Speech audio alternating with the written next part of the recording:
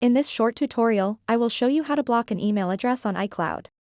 Blocking an email address can help you avoid receiving unwanted or spam emails in your inbox.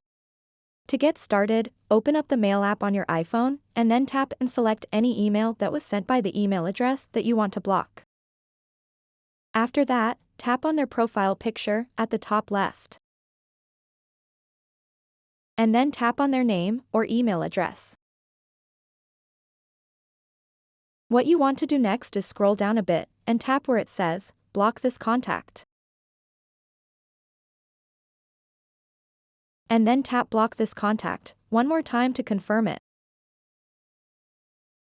The email address is now blocked on your iCloud account, and any future emails from this sender will be automatically moved to the trash folder. So that wraps up this tutorial. If you have any questions about this whole process, please let me know in the comments section below. And if this video helped you out, please give it a big thumbs up and subscribe to this channel for more tutorial videos like this one. Thank you so much for watching and have a good day.